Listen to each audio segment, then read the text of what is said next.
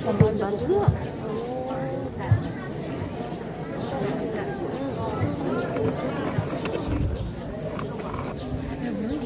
Tes satu dulu.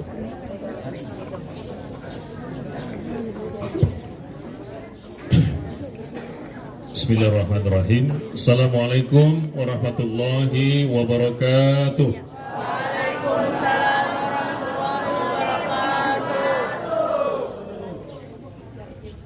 Alhamdulillahirabbil alamin wa bihi nasta'in ala umurid dunya waddin wa ala alihi wa sahbihi ajma'in amma ba'du. Wa qala Allah ta'ala fi kitabihil karim a'udzu billahi minasyaitonir rajim. Subhanalladzi asra bi 'abdihi lailan minal masjidil haram ilal masjidil aqsa alladzi barakna haulahu linuriyahu min ayatina innahu huwas samiul basir. Shadaqallahul azim.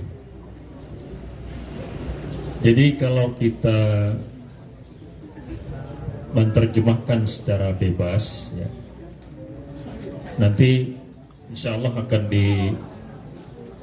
dikupas gitu ya, dijelaskan lebih detail oleh Bapak Yusran sebagai Kepala Kantor Urusan Agama Malino Kota. Dan juga tadi juga disinggung oleh Bapak Dr. Baharudin sebagai Kepala Madrasah Sanawiyah Negeri Kabupaten Malinau. Saya mengucapkan terima kasih atas kehadiran dari Bapak dan Ibu semuanya, ya, Sivitas Akademika Madrasah Sanawiyah, dan Bapak juga merasa bangga dengan kehadiran para siswa semuanya, ya, yang lagi-lagi kita tidak putus asa ya untuk terus menambah semangat kita belajar ya. Jadi belajar itu bukan hanya formal di dalam kelas ya, tetapi belajar itu juga di luar kelas. Kita belajar di masyarakat, kita belajar di keluarga kita, ya. Apalagi keluarga itu adalah hal yang paling penting yang tidak bisa kita lepaskan, ya. Nah, di sini kita mengambil tema kita teladani akhlak Rasulullah Sallallahu Alaihi Wasallam.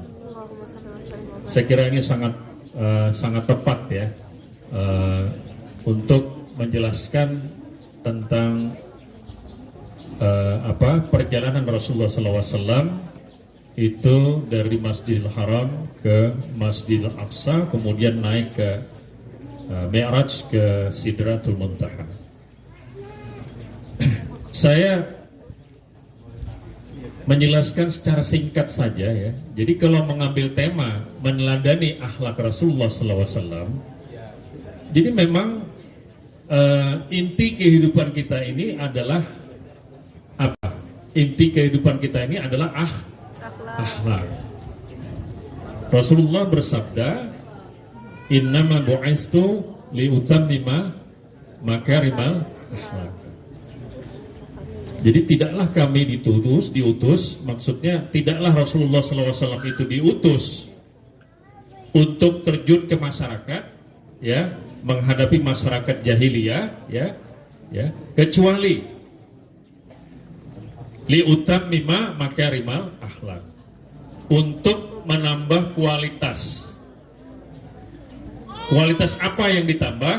Yaitu kualitas akhlaknya. Kita sebenarnya sudah berakhlak, tetapi masih perlu ditingkatkan lagi kualitas dari akhlak itu. Nah, oleh sebab itu tidak ada lain kecuali kita harus meneladani akhlak Rasulullah SAW. Nah, kaitannya dengan Isra Mi'raj itu gampang aja ya. Kalian sudah diceritakan enggak oleh Ustadz atau guru kalian? Sudah kan? Isra Mi'raj itu dari mana ke mana? Dari Masjidil Haram sampai Masjidil Haram ke Masjidil Aqsa. Ya. Masjidil Haram ke Masjidil Aqsa. Saya ingin melingkari bukan Masjidil Haramnya, tapi yang dilingkari itu adalah Masjidil Aqsa. Ya, kenapa harus dilingkari? Kalau saat itu sebenarnya masyarakat Arab sudah tahu dan mereka punya atau memiliki Masjidil Haram, yaitu Ka'bah itu. Ya kan? Sudah tahu. Tetapi mereka tidak tahu. Yang mereka tidak tahu itu apa? Masjidil Aqsa. Ya. Nah, saya kenapa harus ungkapkan ini? Karena begini, kita ini adalah siswa ya. Kita semua adalah siswa.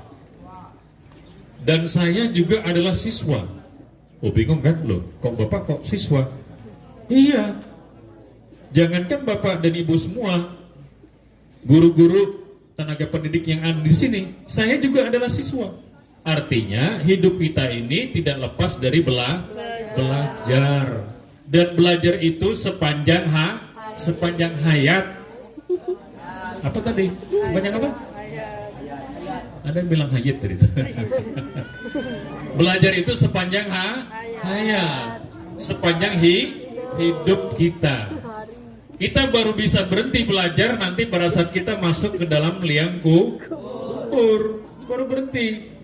Tapi selama kita masih bernafas sampai tua, ya kan? Itu harus tetap belajar. Dan jangan kan kalian, ya. Itulah teladan dan akhlak dari Rasulullah SAW. Kenapa Masjidil Aqsa?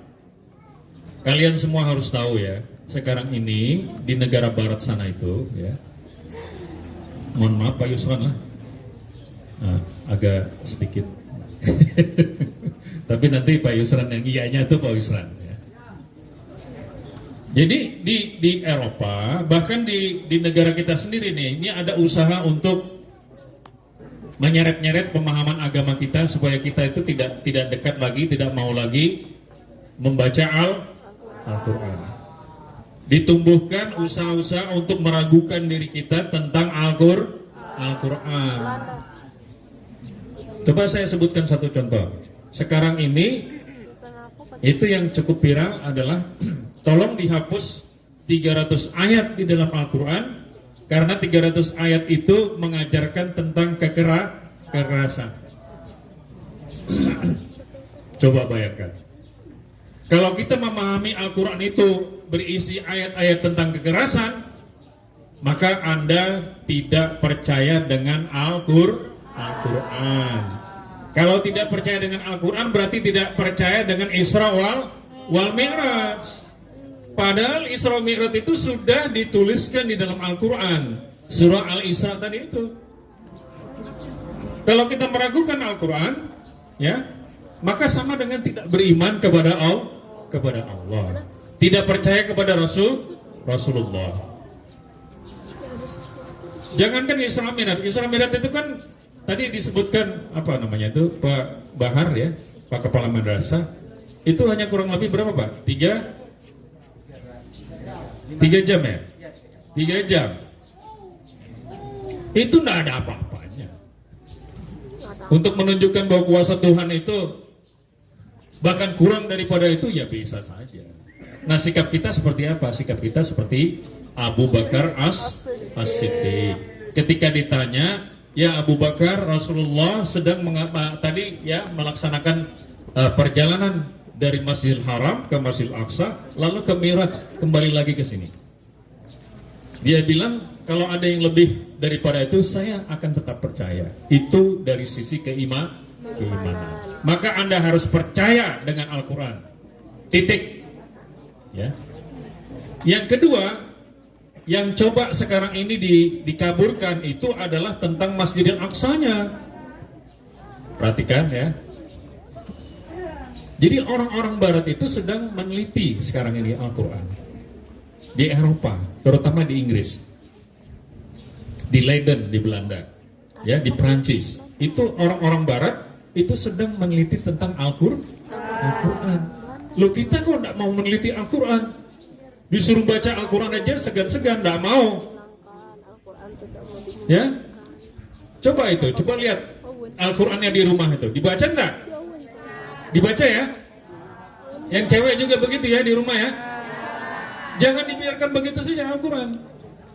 Nah orang Barat meneliti Al-Quran, kita membaca Al-Quran tidak mau. Coba. Jadi diteliti Al-Quran itu dari kata-kata Masjidil Aqsa. Sekarang coba kita buka pelajaran SKI, Sejarah Kebudayaan Islam. Tahun berapa Isra wal Mi'raj itu dilaksanakan? Ada yang tahu enggak? Coba angkat tangan. Isra Mi'raj itu dilaksanakan tahun berapa? Angkat tangan. Yang pastinya Rajab. Ada yang tahu? Bulan Rajab. Bulan Rajab atau tanggal berapa? Berapa? Kasih tahu, Pak. 14/5. Isra wal Mi'raj itu kalau Masehinya ya itu 632 Masehi. Ya. Itu Rasulullah berusia berapa? Berusia 48 tahun. Belum 50. Jadi 8 tahun setelah kenabian. Ya, 8 tahun setelah kenabian. Jadi usianya 48. Sekarang coba kalau kita buka data. Kapan Masjidil Aqsa itu dibangun?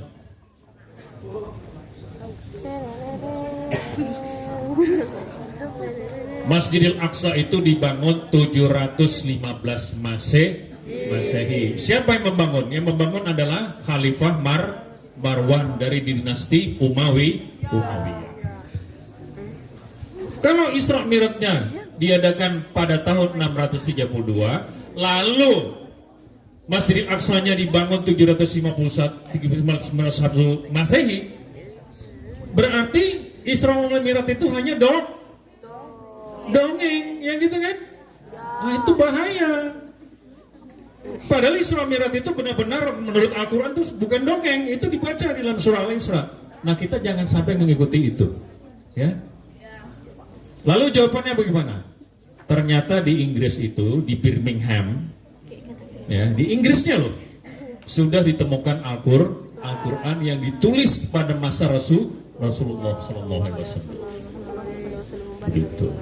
Ditulis pada tahun 1649. Nah, berarti memang benar Isra Mi'raj itu diadakan oleh Allah Subhanahu wa taala ya, dan menjadi bukti otentik tentang pelaksanaan Isra Mi'raj itu, sekaligus membuktikan bahwa memang Al-Qur'an itu benar. Lalu ini akhlak Rasulullah.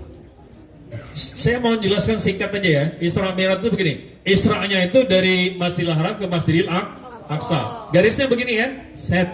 Rata kan? Nanti dari Masjidil Aqsa Mi'rajnya ke atas itu garisnya lurus dari bawah ke atas. Rata ke atas. Rata ke atas. Turun lagi dari atas ke bawah lalu kembali menjadi rata. Begitu juga kita. Allahu Akbar itu begini. Allahu Akbar itu kan ke atas ya kan? Kemana? Ke Allah. Tapi sholat itu diakhiri dengan salam. Assalamualaikum warahmatullah. Artinya kita harus kembali lagi rata. Artinya kembali kepada masyarakat. Begitulah dia. Kalau orang semakin banyak sholat tapi sombong, benar nggak sholatnya itu? Nggak benar. Ya, semakin dekat kita kepada Allah Subhanahu Wa Taala, nih garis dari bawah ke atas semakin baik, maka garis ke bawahnya juga harus semakin baik. Orang alim tidak menjadi sombong.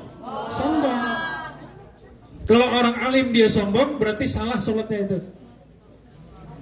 Salah sholatnya.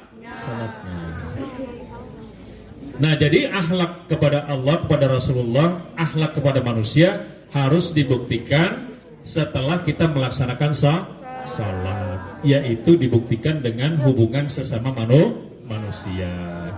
Jadi guru, pendidik guru yang baik, karena hubungan dengan guru dengan orang lain juga semakin baik. Menjadi siswa yang yang baik, dengan orang murah senyum. Makanya dengan senyum itu sudah disebut dengan sedekah. Jadi jangan orang jadi orang jangan suka sembrut ya. Ya, mukanya tuh dilihat aja nggak enak, aduh. Karena tidak senyum. Tapi kalau orang senyum tuh, ya kan enak tuh dilihat tuh. Nah itu kan enak dilihat itu. Tapi kalau orang tidak senyum, ada kayak enggak senyum di sini? Langsung senyum semua. Ini juga anak-anak laki-laki juga begitu. Kalau enggak senyum tuh mukanya enggak enak dilihat tuh. Tapi kalau senyum, orang berani mendekat. Orang akan belajar dengan orang itu. Karena murah senyum. Karena senyum itulah yang paling rendah dari sedekah yang bisa kita berikan kepada orang lain. Dan itu harus meningkat dari waktu ke waktu. Ya. Tata krama kita dengan guru juga begitu. Nah, inilah maksud dari pelaksanaan Isra wal Mi'raj itu. Ya, dari sisi pekerjaan dunia harus meningkat ke atas. Madrasah Sanawiyah tidak boleh hanya begini-begini saja. Harus ada peningkatan ke atas. Dari kualitasnya, ya, harus ada perubahan. Ya, begitulah kita caranya melaksanakan fungsi dan tugas kita, ya. Dan keikhlasan kita juga demikian, ya. Mudah-mudahan apa yang saya sampaikan ini Anda semua bisa mempraktekkannya di masyarakat. Semakin baik akhlak kita itu, ya, yaitu semakin tunduk dan semakin patuh kita kepada kedua orang tua dan penghormatan kepada ibu dan bapak guru di madrasah. Ya. Demikian inilah mudah-mudahan saudara semua bisa bisa menangkap maksud dari pelaksanaan Isra wal Mi'raj itu. Dan kita nanti mendengar dari Pak Ustadz Yusran, ya. Demikian kami ucapkan terima kasih kepada Madrasah Sanawiyah Negeri Malinau yang mengundang kami, dan juga terima kasih secara khusus kepada Bapak Ustadz Yusran, ya, atas kehadiran beliau. Marilah kita dengar bersama-sama ceramah ini. Demikian kami akhiri dengan Allah musta'an. Hasbunallahu wa ni'mal wakil. Wassalamualaikum warahmatullahi wabarakatuh.